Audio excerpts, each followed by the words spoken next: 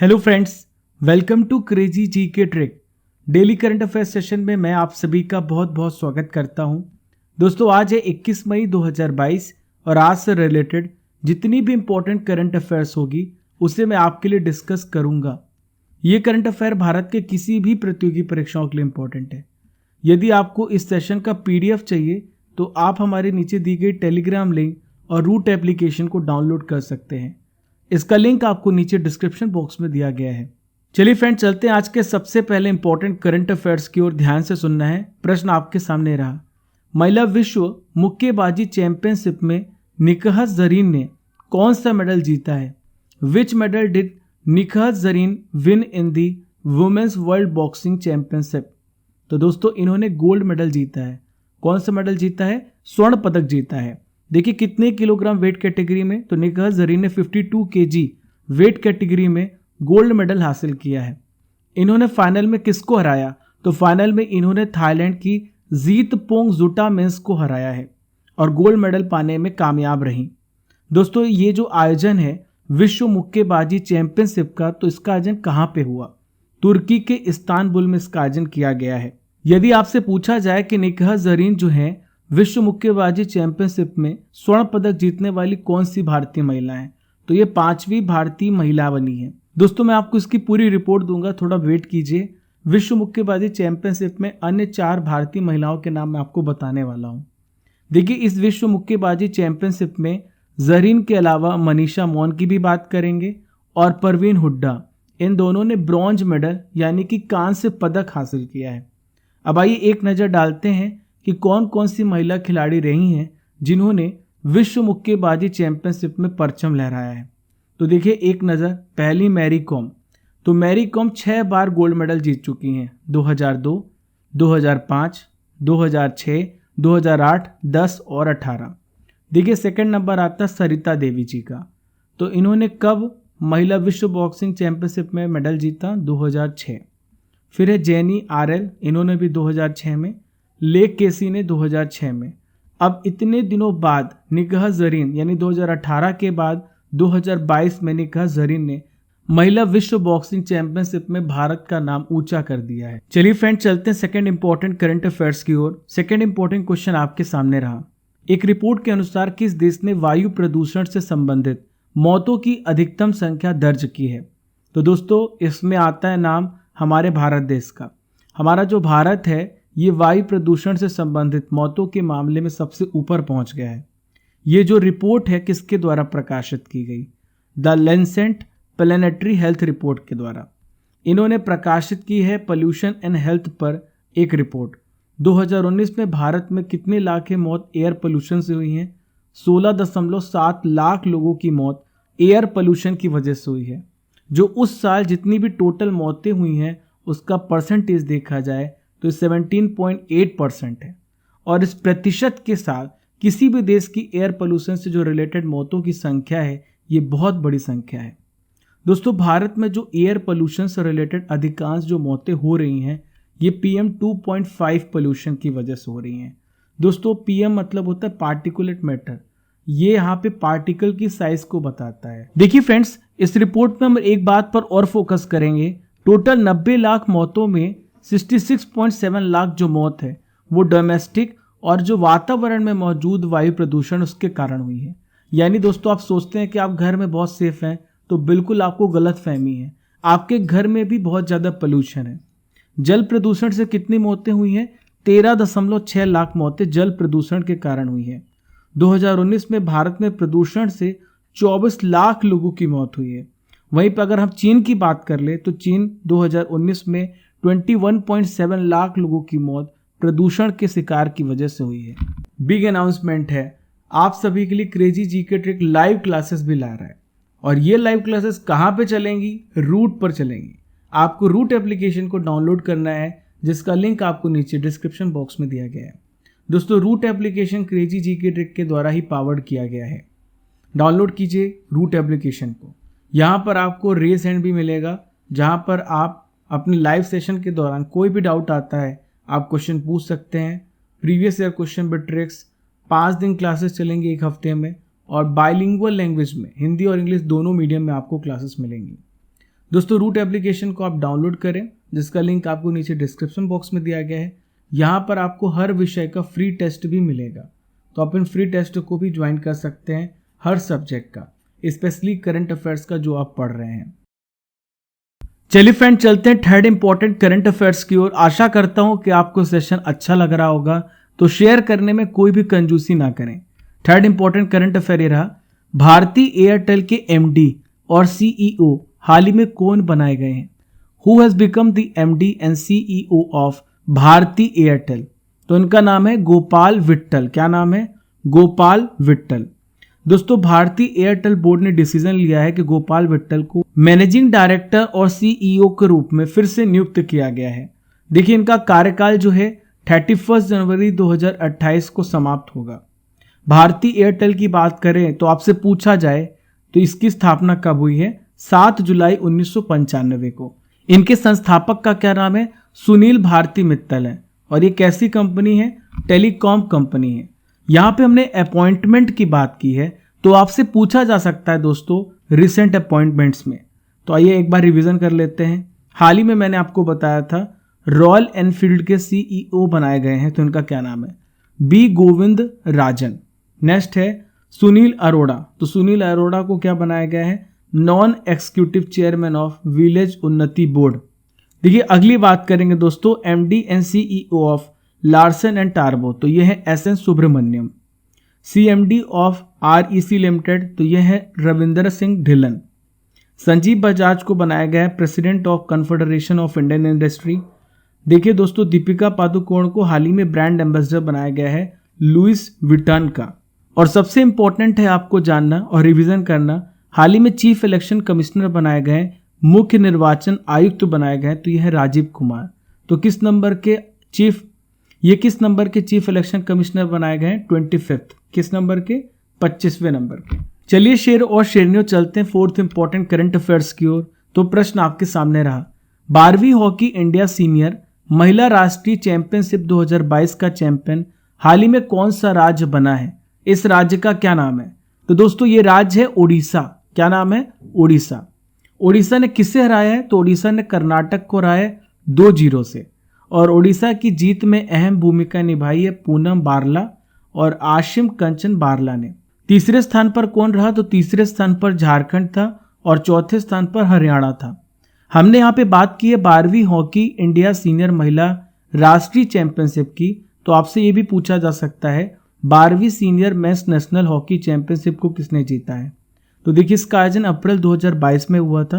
इसे हरियाणा ने जीता। किसने जीता है? हरियाणा ने जीता है।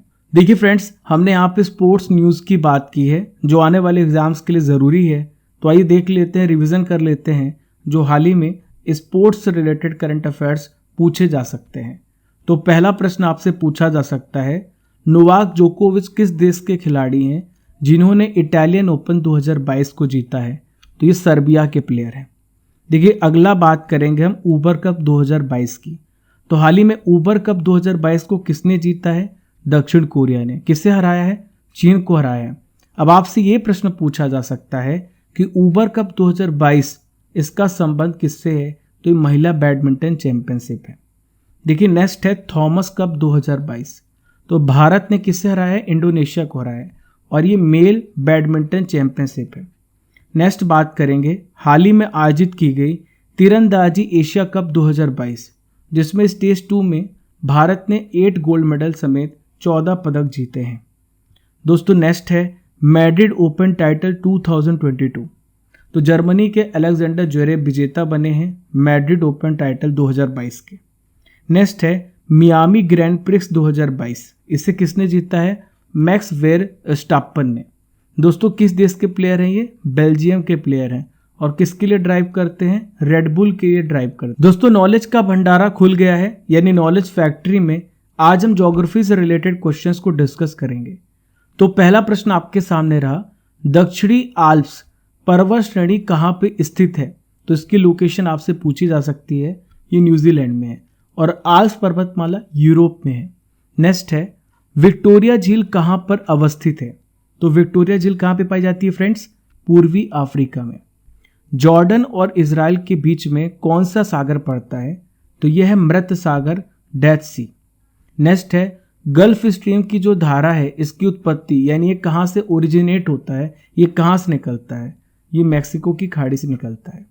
विश्व की सबसे व्यस्त यानी जो सबसे बिजिएस्ट कमर्शियल रिवर है, व्यापारिक नदी है, इसका नाम क्या है? तो इसका नाम है राइन। क्या नाम है इसका? राइन। चलिए फ्रेंड चलते फिफ्थ इंपॉर्टेंट करंट अफेयर्स की ओर, ध्यान से सुनना है। तो फिफ्थ इंपॉर्टेंट करंट अफेयर्स आपके सामने रहा। हाल ही में इंडिगो के सीईओ नियुक्त किए गए, तो इनका क्या नाम है? देखिए यहाँ पे इंडिगो तो नाम आपने कई बार सुना होगा, आज मैं आपको उसका फुल फॉर्म बता देता हूँ। तो इंडिगो का फुल फॉर्म है इंटर ग्लोब एविएशन लिमिटेड। तो किसे बनाया गया सीईओ? पीटर एल्बर्स को। किसे बनाया गया? पीटर एल्बर्स को। ये किनका स्थान लेंगे? तो ये रोनो जॉय दत्ता का स्थान लेंगे। आइए जानते हैं पीटर एल्बर्स को क्या क्या एक्सपीरियंस रहा है, वो किस पद पर रहे हैं। एल्बर्स 2014 से KLM रॉयल डच के प्रेसिडेंट और सीईओ के रूप में कार्य कर चुके हैं। इसके अलावा ये एयर फ्रांस KLM ग्रुप के कार्यकारी समिति के सदस्य भी रह चुके हैं। यहाँ पे बात आई है इंडिगो की, तो आइए जानते हैं कि इनके संस्थापक का क्या नाम है। तो इनका नाम है राहुल भाटिया। देखिए हरियाणा में गुरुग्राम है, तो यहाँ पे इनका मुख्यालय है। इंडिगो की स्थापना कब हुई है? 2006 में। दोस्तों यहाँ पे हमने एविएशन इंडस्ट्री में नियुक्ति की बात की, अपॉइंटमेंट की बात की है। तो हाल ही में एविएशन इंडस्ट्री में बहुत सारी अपॉइंटमेंट हुई हैं, नियुक्तियां हुई हैं। एक नज़र डालते हैं, फोकस करते हैं, रिवीजन करते हैं। तो सबसे पहले सबसे इंपॉर्टेंट बात करेंगे एयर इंडिया की। तो एयर इंडिया के सीईओ और एमडी बनाए गए हैं कैंपबेल बिल्सन। नेक्स्ट है नुस्ली वाडिया, ये चेयरमैन बनाए गए हैं गो फर्स्ट के। जेट एयरवेज इंडिया लिमिटेड के सीईओ बनाए गए हैं संजीव कपूर। अजय सिंह एमडी बनाए गए हैं स्पाइस जेट के। विनोद कन्नन ये सीईओ बनाए गए हैं विस्तारा के। चलिए फ्रेंड चलते हैं सिक्स्थ इंपॉर्टेंट करंट अफेयर्स की ओर, ध्यान से सुनना है। तो प्रश्न आपके सामने रहा, विश्व मधुमक्खी दिवस 2022 कब मनाया गया? When was world bee day 2022 celebrated? तो हर साल ये मनाया जाता है 20 मई को। अब आइए जानते हैं क्यों मनाया जाता है। देखिए मधुमक्खी जो है हमारी जैविक विविधता को बनाए रखती हैं, हमारे बायोडाइवर्सिटी के लिए बहुत ज़रूरी है। तो बायोडाइवर्सिटी कंजर्वेशन में मधुमक्खियों की अहम भूमिका है। तो इसके बारे में लोगों को अवेयर करने के लिए, अवेयरनेस बढ़ाने के लिए विश्व मधुमक्खी दिवस मनाया जाता है। एक प्रश्न आपसे पूछा जा सकता है कि what do you mean by apiculture? तो मधुमक्खी पालन को हम एपीकल्चर कहते हैं। Apiculture is the scientific method of rearing Honey बीज। देखिए इसकी मनाने की शुरुआत कब से हुई है? 2018 से। कब से? 2018 से। आप हमेशा बोलते हैं किसी भी दिवस को यदि मैं बताता हूं तो उसकी थीम को भी मैं एसोसिएट करूं। तो देखिए इसकी जो थीम है याद रखिएगा, be engaged celebrating the diversity of bees and beekeeping systems. चलिए फ्रेंड चलते हैं नेक्स्ट इंपॉर्टेंट करंट अफेयर्स की ओर। क्वेश्चन ये रहा, हाल ही में किस शैक्षणिक संस्थान में पहली बार 5G कॉल का सफल परीक्षण किया गया है? तो कहाँ पे किया गया है? IIT मद्रास में। कहाँ पर? IIT मद्रास में। ये सूचना हमें कैसे मिलती है? केंद्रीय सूचना प्रौद्योगिकी और संचार मंत्री ने इसकी जानकारी दी है। इनका क्या नाम है? अश्वनी वैष्णव नाम है। इनके पास एक और मंत्रालय है, रेल मंत्रालय भी है।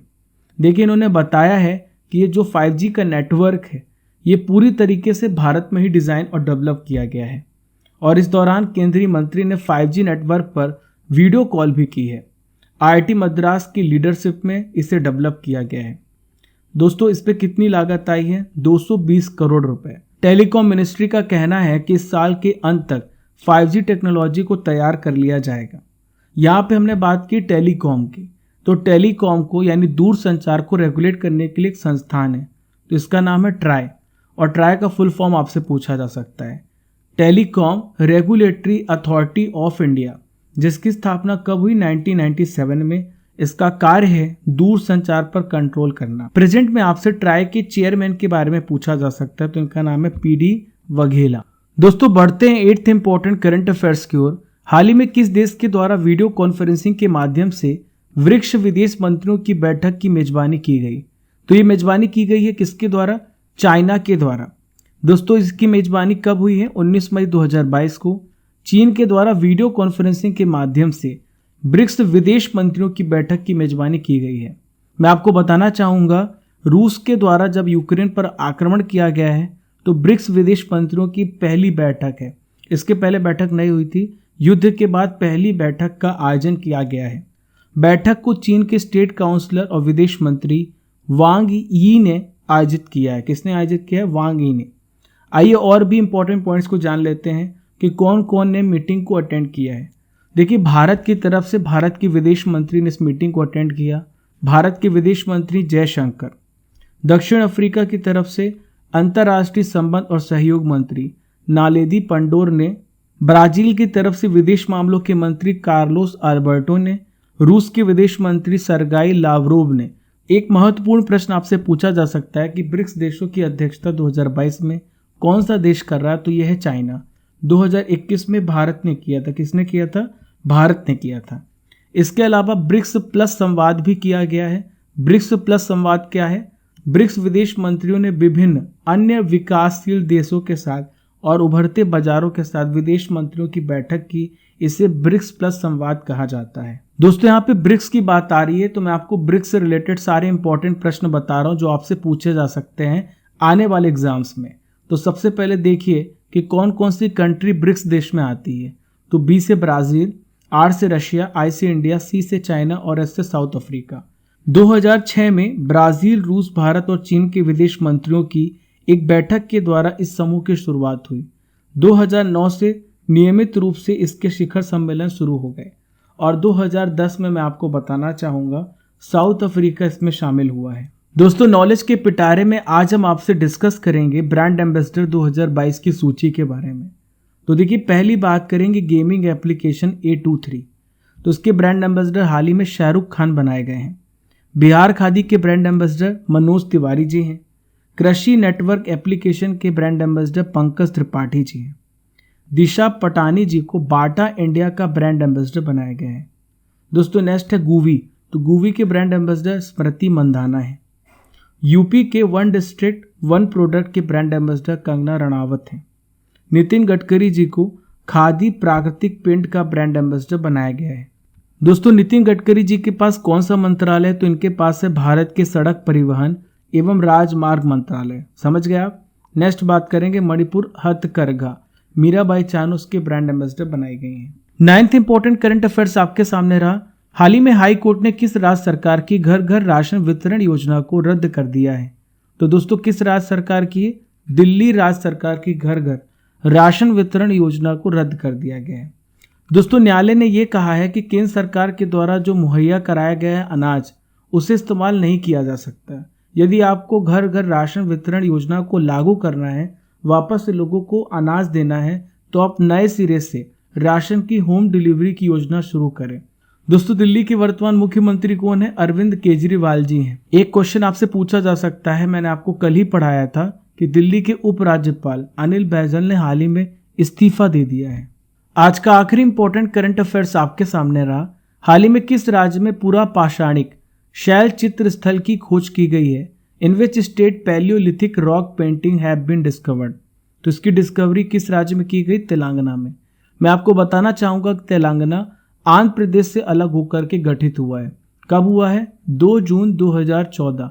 2 जून 2014 को तेलंगाना आंध्र प्रदेश से अलग होकर के बना है। तेलंगाना में कहाँ पर ये जो पूरा पाषाणिक शैल चित्र है कहाँ पे खोजा गए हैं?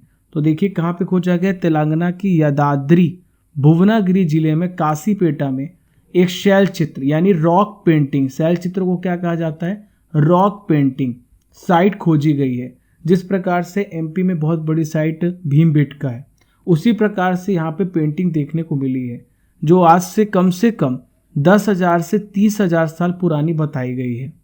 दोस्तों, शोधकर्ताओं ने यहाँ पे क्या देखा है? यहाँ पे 4 बाइसन, 2 आदमी और घोड़े जैसे जानवर की पेंटिंग की पहचान इन्होंने की है। इस स्थल पर लाल गेरू में कई चित्र खोजे गए हैं। किसमें? लाल गेरू में। दोस्तों, ये जो स्थल है इसकी खोज कोठा तेलंगाना चरिता ब्रुंडम के सदस्यों के द्वारा की गई है। चलिए फ्रेंड्स, करंट अफेयर्स की रसमलाई खाने का समय हो गया। तो पहला प्रश्न ये रहा, गैब्रियल बोरिक किस देश के सबसे युवा राष्ट्रपति हाल ही में बने हैं? तो चिली के सबसे युवा राष्ट्रपति बने हैं। ब्रह्मोस एरोस्पेस लिमिटेड के नए एमडी और सीईओ कौन बनाए गए हैं? तो इनका नाम है अतुल दिनकर राणे। 22 दिसंबर को पूरे भारत में राष्ट्रीय गणित दिवस किसके जन्मदिन पर मनाया जाता है? तो इनका नाम है श्रीनिवास रामानुजन।